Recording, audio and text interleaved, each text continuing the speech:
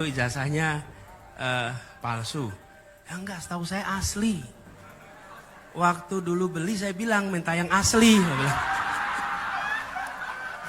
Jadi jangan sampai belinya yang palsu, kata dia. Saya baru tahu kalau ternyata saya dikasihnya yang palsu, kata dia. Oh, ya. Bos, gimana ini? Ya? Siap, Bang. Hah? Lu, ini kerjaan kamu atau kerjaan penyidik nih? Siap. Hah? Setengah Katanya bebas. nggak mirip katanya fotonya. Enggak Gimana? juga, Bang. Jadi ini pengacara Jokowi. Ya. Ini banyak mahasiswa kan di sini? Yang mahasiswa, angkat tangan coba. Ini mahasiswa semua ini, betul? Ntar saya foto sebentar.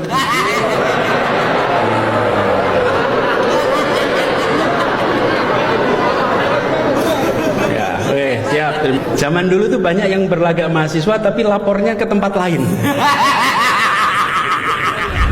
Di sebuah negeri yang mengaku demokratis, aneh rasanya ketika rakyat harus berdebat bertahun-tahun hanya untuk melihat satu lembar ijazah.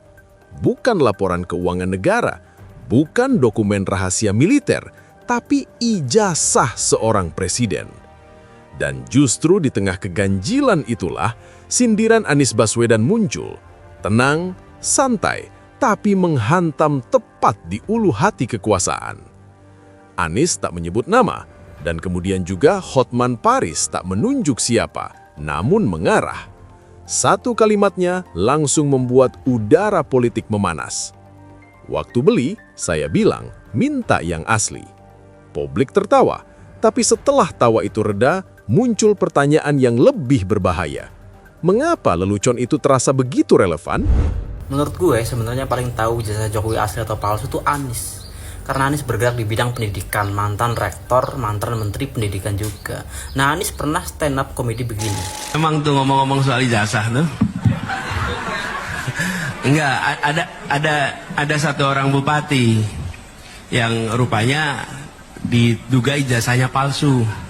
Ini bupati. Kemudian si bupati itu ditanyain, "Pak, ini bener Pak Bupati dulu ijazahnya palsu?" Ya enggak, setahu saya asli. Waktu dulu beli saya bilang minta yang asli. Kan tahun 85 lulus, berarti sudah 40 tahun. betul. Suatu ijazah 40 tahun, harusnya udah mulai kumal dong. Kumal warnanya menguning Nah, ini katanya masih baru, bener nggak? Enggak, clear. Saya udah lihat dari 2 tahun yang lalu. Dia kumal, ada rayapnya. Bagian bawah itu sebelah kiri ada rayap, kena rayap loh, Bang. Ya. Dan sekali lagi, ini sudah diuji 2 kali oleh lapor, Bang. Ya.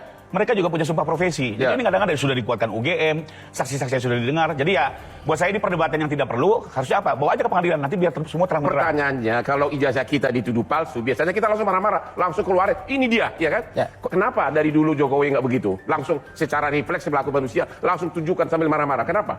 Karena nanti kan di persidangan, sebagaimana normal, tinggal ijazah asli dibawa, itu cuma 2 menit dicocokkan dengan fotokopinya, selesai. Kalau hakimnya memakai prosedur hukum acara yang normal. Anda kira-kira mau rencana apa? Ya, saya kira yang pertama saya ingin tegaskan ini bukan perkara Roy Suryo, ini perkara seluruh rakyat. Karena itu kita semua jangan merasa pesimis karena urusan ini bukan hanya untuk urusan Roy Suryo tapi Ya. untuk seluruh rakyat.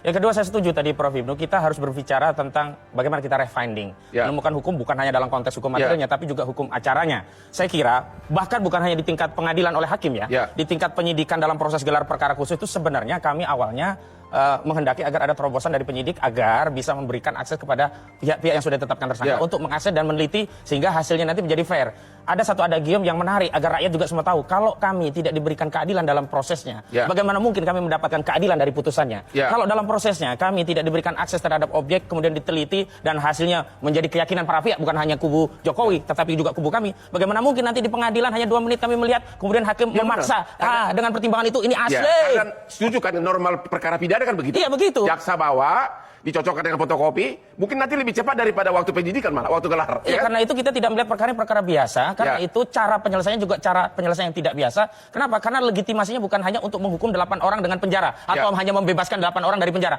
tetapi legitimasi bagi seluruh rakyat yang saat ini selalu bertanya, apa benar ijazah itu palsu atau asli? Apa benar kita 10 tahun 2 periode memiliki presiden dengan tuduhan ijazah itu palsu? Dan bahkan apa benar kita telah menyelesaikan usaha kita, ikhtiar kita di generasi kita untuk kita wariskan legacy ini kepada generasi selanjutnya? Panjang ini. Zaman dulu tuh tuh banyak yang berlagak mahasiswa tapi lapornya ke tempat lain. Itu kalau ada yang mengkritik tidak perlu dilaporkan. Lanjut dulu ini.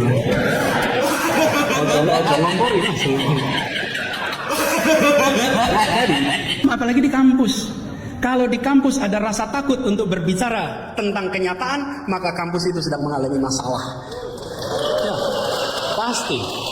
Nah, kalau saya ditanya, latihan kesabaran di mana? Latihannya ya di Gajah Mada sini. Karena di tempat ini, waktu itu masih di gelanggang mahasiswa. Kita ada perbedaan-perbedaan pandangan di antara mahasiswa. Tapi kekuatan masa mahasiswa itu. Maka itu buat teman-teman saya masih kuliah. Ini banyak mahasiswa kan di sini. Yang mahasiswa acung tangan coba. Ini mahasiswa semua ini, betul. Ntar saya foto sebentar.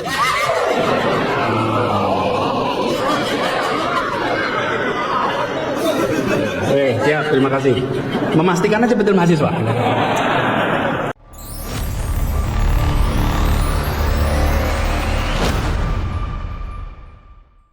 Sindiran politik tidak lahir dari kekosongan. Ia muncul ketika ada keganjilan yang terlalu sering diulang sampai akhirnya Joko Widodo. Pertanyaannya bukan apakah Anies menuduh? Pertanyaannya adalah mengapa sindiran itu langsung terasa mengena? Jika asli, mengapa tak pernah tuntas? Mari berpikir jernih. Jika ijazah itu asli, mengapa polemik ini tak diselesaikan sejak awal? Mengapa harus bertahun-tahun? Mengapa selalu berakhir dengan kalimat sudah ditunjukkan ke penyidik, tapi tak pernah ke publik? Bukankah transparansi adalah cara termudah membunuh fitnah? Aneh sekali, negara bisa membuka data pribadi rakyat, tapi gagap membuka dokumen pejabat tertingginya sendiri. Dan kini penyidik memperlihatkan ijazah itu, tapi hanya boleh dilihat, tidak boleh dipegang, tidak boleh diuji, tidak boleh difoto. Ini pembuktian atau sekedar pertunjukan formalitas?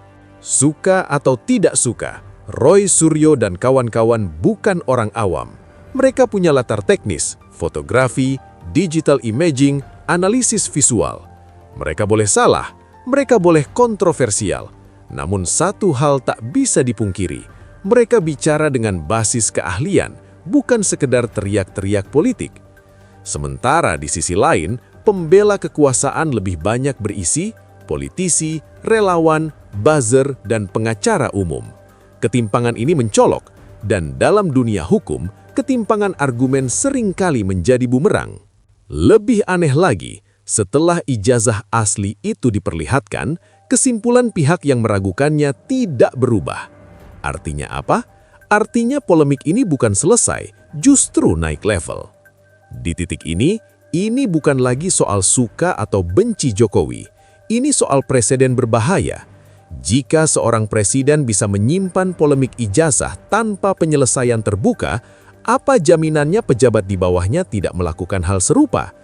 Jika keaslian pendidikan bisa menjadi wilayah abu-abu, maka apa lagi yang bisa dinegosiasikan? Dan disinilah sindiran Anies menjadi relevan dan menakutkan. Waktu beli, saya bilang, minta yang asli. Kalimat itu terdengar lucu, tapi ia menyiratkan satu kritik besar. Di negeri ini, keaslian bisa dipesan asal punya kuasa. Hotman Paris dan pertanyaan yang tak pernah dijawab. Hotman Paris bukan aktivis jalanan, ia hidup dari celah hukum. Ia tahu satu hal penting, orang yang yakin benar tidak takut diuji. Maka ketika pertanyaan terus muncul, wajar jika publik bertanya, apa sebenarnya yang ditakutkan? Apakah takut pada Roy Suryo atau takut pada satu hal yang lebih besar?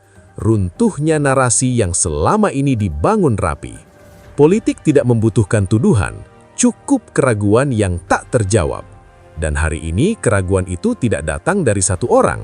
Ia datang dari akademisi, dari aktivis, dari masyarakat biasa. Semakin ditutup, semakin dicurigai. Semakin dilarang diuji, semakin diragukan. Itu hukum alam politik.